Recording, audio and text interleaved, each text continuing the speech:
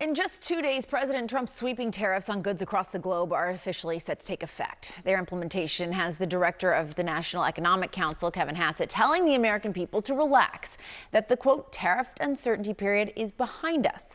But for a lot of business owners, the future is still very much uncertain as they navigate this new economic era, trying to figure out exactly what it means for their businesses, their employees, their livelihoods moving forward. One Detroit auto supplier says he's going to have to lay off employees and close a warehouse because of the president's tariffs. Joining us now is the CEO of Detroit Axle, Mike Musheinesh. Mike, thank you so much for being here with us this morning. I really appreciate it.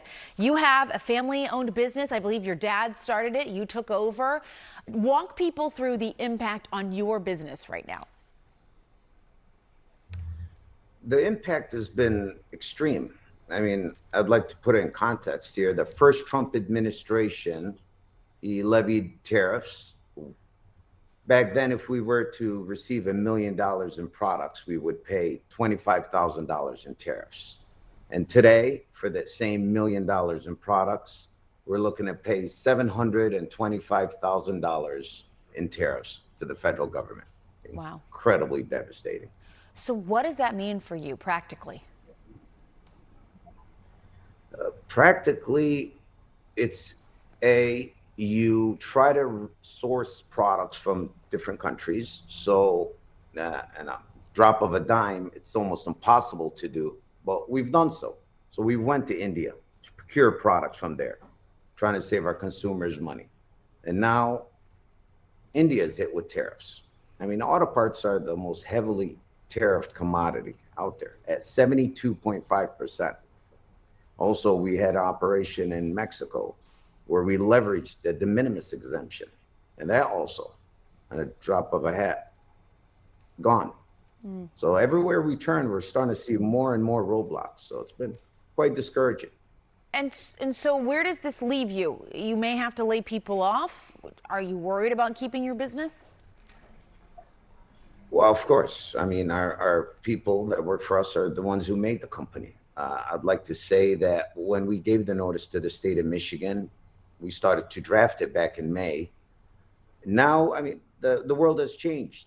We've seen that our industry as a whole has increased prices dramatically.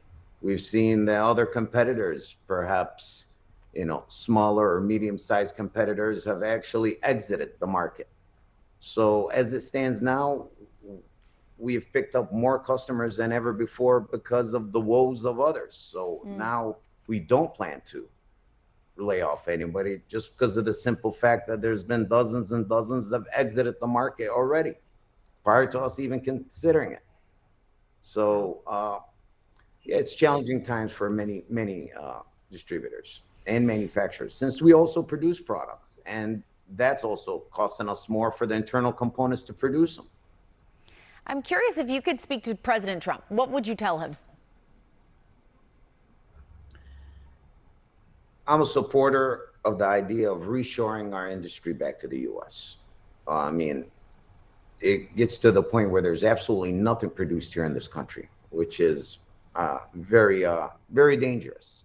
So setting the atmosphere and the environment conducive for entrepreneurs to be able to build and produce is important, and having the federal government help initiate that is very important. But none of that was done.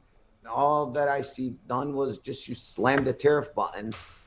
And I mean, once upon a time, 3 months ago, we were paying $600,000-$700,000 in tariffs, and now we're north of $7 million a month in tariffs. So all that revenue that was once used for investments and machinery and employment is all gone, and Uncle Sam owns it now. So give us time, set the environment so we can produce these products here, and we're ready to serve, Mr. President. Yeah. Look, oftentimes the president himself, they've said there's going to be short-term pain, that they believe long-term this will be better, that it really won't be that bad, or that customers aren't going to have to pay for this, or even if they do, it won't be that bad. It won't be that bad for small business owners. But what you're describing sounds quite challenging. Of course. I mean, we run on small margins. The factories we procure from run on small margins. So who's left to pick up the tab? except the All right. consumer. Right. All right, Mike, thank you so much. Good luck to you. We really appreciate your time. The Trump administration, when they launched these tariffs, talked about two things. One, manufacturing, bringing those jobs back. They also talked about their concerns about immigration, for example, and having leverage over other countries in that conversation, and jobs here at home. Does the data give any indication on where they are making progress on those issues?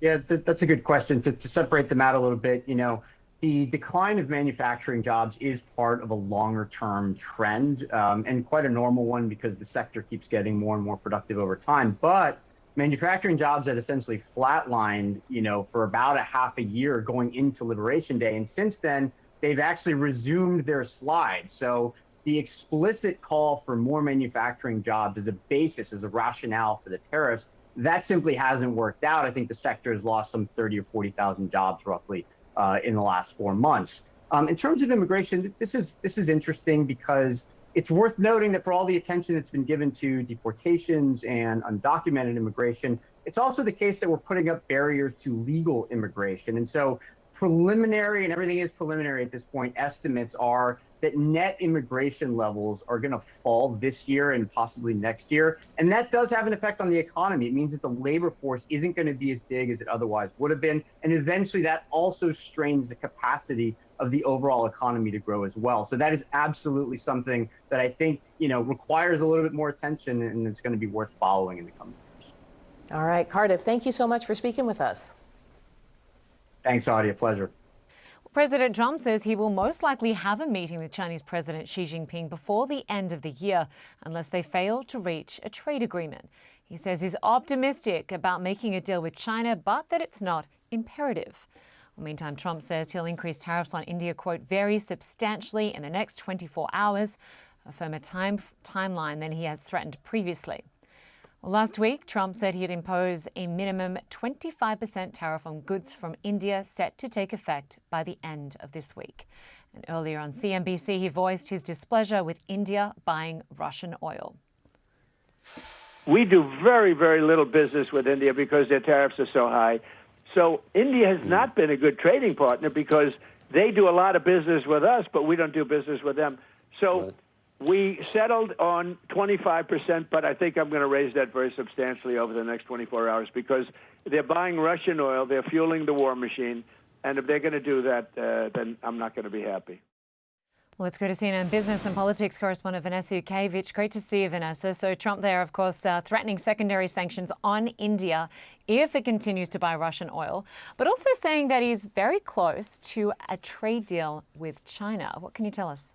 Yeah, and he says that if a trade deal is reached with China, then he will meet with the Chinese president later this year, but saying if there's no deal, that meeting is off the table, but certainly signaling that there has been progress. He says they have a good relationship with China.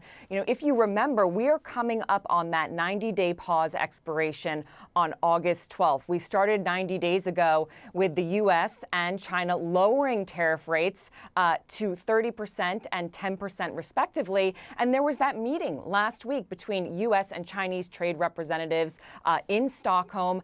No details in terms of inching closer to a deal. We did hear from U.S. trade representatives who said that there's still more work to be done on rare earth minerals, making sure those are coming out of China. China controls about 95% of production, and they're used for things like computers, electric vehicles, military aircrafts. Also, they're wanting to make sure that China moves away from being a manufacturing economy, so talking about exports, and moving towards a consumer economy, moving closer to imports. But that August 12th date is obviously coming up very soon.